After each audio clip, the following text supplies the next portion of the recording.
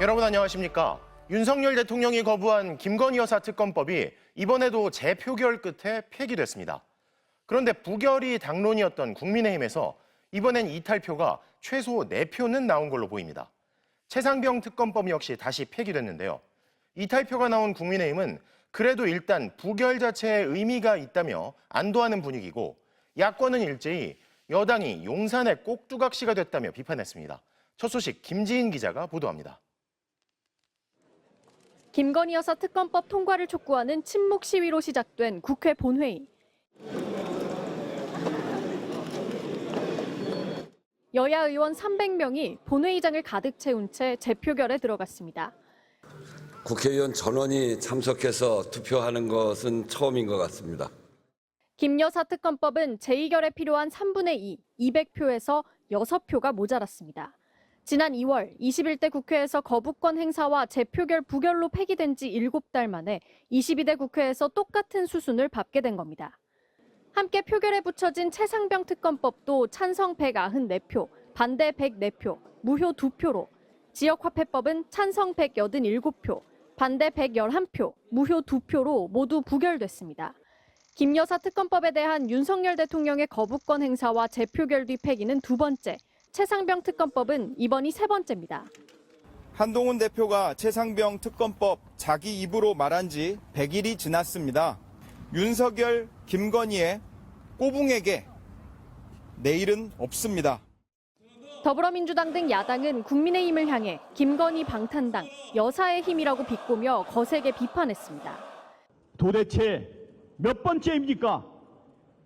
언제까지 도대체 용산의 꼭두각시, 용산의 거수기로 살 겁니까? 국민의힘은 야당이 생산성 없는 정쟁만 무한 반복하고 있다고 책임을 돌렸습니다. 두 특검법에 대해 각각 4표씩 이탈표가 나온 것으로 추정되는데 원내 지도부는 이에 대해선 말을 아꼈습니다. 저는 단일 대우가 깨졌다고 생각하지 않습니다. 단일 대우는 여전히 확고히 유지되고 또 앞으로도 지속될 것이다. 김건희 심판본부까지 꾸린 민주당은 국정감사에서 의혹을 더 파헤친 뒤 특검법을 다시 발의하겠다고 예고했습니다. MBC 뉴스 김지인입니다. 야당이 주도해 국회에서 법안이 통과되면 윤석열 대통령이 거부권을 행사하고 재표결 끝에 부결되는 상황이 계속 반복되고 있습니다. 오늘도 마찬가지였죠. 다만 김건희 여사 특검법에서 국민의힘이 부결을 당론으로 정했음에도 이탈표가 적어도 4표는 나온 만큼 여당 내부에선 다음엔 이탈표가 더 나올 수 있다는 우려도 감지됩니다. 고재민 기자가 보도합니다. 오늘 본회의에선 현역 의원 300명 전원이 참석했습니다. 여야 모두 총동원령을 내렸고 매우 드물게 전원이 출석할 정도로 여야 대결이 첨예했다는 얘기입니다. 그 결과 김건희 여사 특검법, 최상병 특검법은 모두 찬성 194표, 3분의 2인 200표에서 6표가 모자라 결국 최종 부결돼 폐기됐습니다. 192대 108석, 여소야대 국면에서 반복되고 있는 재표결 때마다 관심사는 여당의 이탈표 규모입니다. 두 특검법 모두 반대는 104표, 국민의힘 의석 108석보다 4표 모자랐습니다. 범야권 192명이 일치 단결했다는 걸 전제로 국민의힘 일부 의원이 찬성표를 던졌거나 차마 찬성표를 못 던지고 기권하거나 무효표를 만들었다면 총 4명이 이탈했다는 계산이 나옵니다. 당론을 어기고 소신투표한 의원들 누굴까요? 현재까진 최상병 특검법에 줄곧 찬성표를 던진 안철수 의원 1표만 확인되고 있습니다. 최상병 특검법의 재표결은 이번이 벌써 3번째입니다. 특히 22대 국회 들어서만 2번째라 이탈표가 늘었는지 줄었는지 비교도 가능한데요. 사실 똑같았습니다.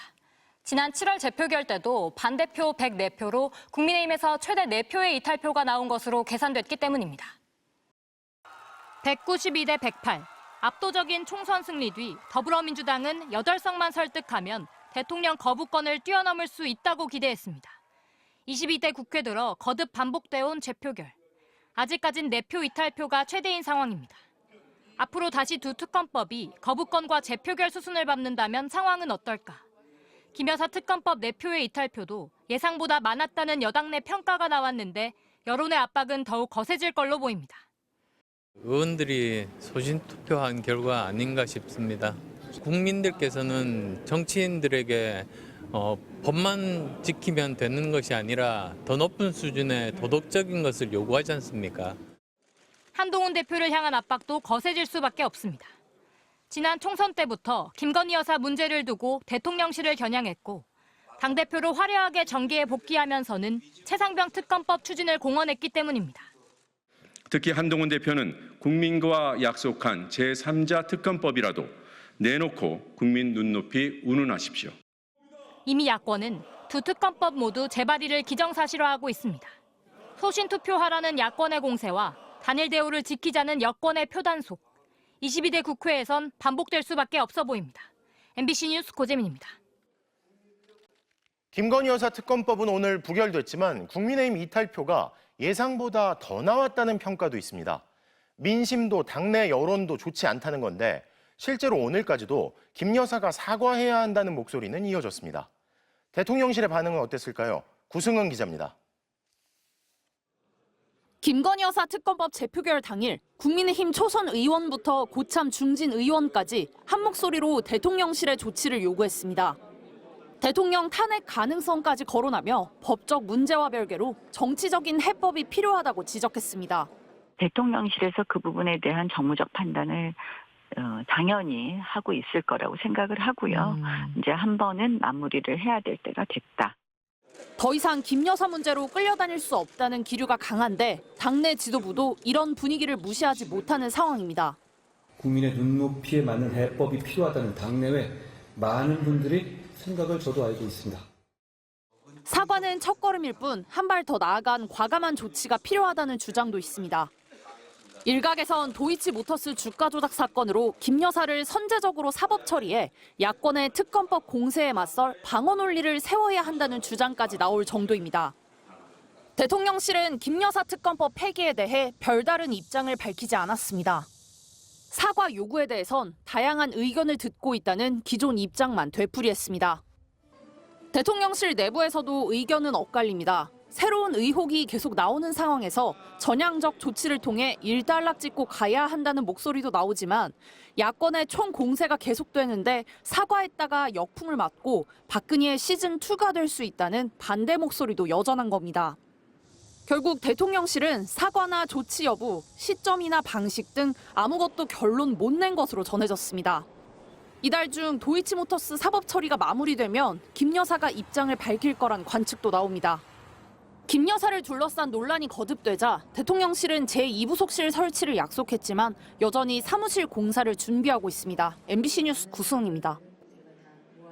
김건희 여사 디올백 사건이 검찰의 불기소 처분으로 일단락된 가운데 대통령 부인이 수백만 원어치 금품을 받아도 처벌 못하는 청탁금지법을 두고 계속 논란이 이어지고 있습니다.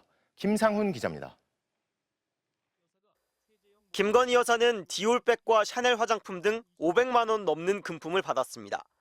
최재형 목사는 직무 관련성 있는 청탁 대가라고 했지만 검찰은 받아들이지 않았습니다. 검찰은 접견용 선물 정도로 판단했습니다. 하지만 김 여사도 선물로 여겼는지 진술 내용은 공개하지 않았습니다. 주는 선물은 모두 받았고 우리가 시도한 청탁은 하나만 반응이 없었고 모든 청탁은 다 반응을 보였다. 2010년 스폰서 검사, 2011년 벤츠 검사. 청탁금지법은 이런 검사들에 대한 국민적 분노로 만들어졌습니다. 뇌물의 대가성을 입증하지 못해 줄줄이 무죄가 나왔기 때문입니다. 청탁금지법은 공직자가 1회 100만 원 또는 연 300만 원 넘는 금품을 받으면 무조건 처벌하기로 했습니다. 문제는 배우자였습니다. 배우자를 통해 금품을 건네는 것도 막아야 한다.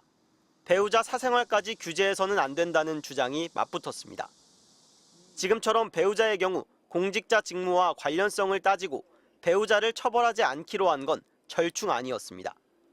그런데 디올백 수사팀은 직무 관련성을 뇌물죄 수준으로 깐깐하게 따졌습니다. 진경준 전 검사장 사례도 들었습니다. 공짜 주식 등 9억여 원 뇌물을 받은 혐의로 재판을 받았지만 직무 관련성이 인정되지 않아 무죄가 확정됐다는 겁니다. 청탁금지법 판례는 직무 관련성을 좁게 인정할 경우 입법 취지가 무시되거나 법적 제한을 교묘히 빠져나갈 우려가 있는 게 자명하다고 지적합니다. 재정 취지부터 우리가 다시 생각해 볼 필요가 있는 거죠. 그런 뜻에서 공직자 배우자도 처벌할 수 있는 규정을 만들어야 된다고 생각이 듭니다. 민주당은 배우자 처벌 규정을 넣어 청탁금지법 개정안을 발의했고 개혁신당은 대통령 배우자법을 따로 만들자고 제안했습니다. MBC 뉴스 김상훈입니다. 국민의힘 한동훈 대표를 공격하라고 사주하는 취지의 녹음이 공개된 김대남 전 대통령실 행정관. 윤 대통령 부부는 그와 전혀 친분이 없다고 딱 잘랐던 대통령실이 이젠 김 전 행정관에 대해 폐악질, 즉 도리에 어긋나는 흉악한 짓을 했다며 스스로 거취를 고민하라고 압박의 수위를 높였는데요. 이에 대해 김 전 행정관은 서울보증보험 감사 자리엔 스스로 지원에 들어간 거라며 사퇴할 뜻이 없다고 밝혔습니다. 강현섭 기자입니다. 국민의힘 전당대회 당시 한동훈 후보를 공격하라는 취지의 녹음 파일이 공개된 김대남 전 대통령실 선임행정관. 김 전 행정관은 자신이 SGI 서울보증보험 상임검사 자리를 선택했다고 말했습니다. 내가 선택했지 찍어가지고 거기가 좋다는 소식을 내가 딱 괜찮다는 얘기 듣고 왜냐면 딴 데는 2년인데 일단 3년이니까.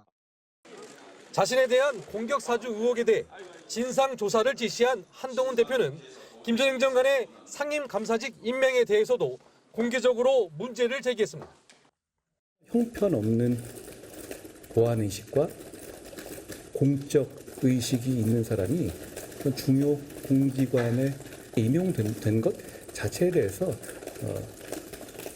이상하다고 생각하실 겁니다. 전화기를 끄고 연락이 닿지 않던 김 전 행정관이 변호인을 통해 입장을 밝혔습니다. 대통령실 관계자 추천으로 서울보증보험에 들어갔다거나 여러 곳 중 한 곳을 찍어서 갔다는 건 사실이 아니라면서 서울보증 임원 출신인 지인의 권유를 받고 스스로 지원했다고 주장했습니다. 공격사주 의혹이 이른바 윤한 갈등의 또 다른 불쏘시개로 부각되자 대통령실도 연일 수습에 나서고 있습니다. 대통령 부부는 김 전 행정관과 전혀 친분이 없다며 강하게 선을 긋는 동시에 거취를 두고도 압박하는 분위기입니다. 대통령실 고위 관계자는 탈당한다고 끝이 아니라며 스스로 거취에 대해 진지하게 고민해야 할 시기라겠고, 또 다른 관계자는 폐악질을 벌여놓고 인터뷰하고 다닐 때인가라고 지적했습니다.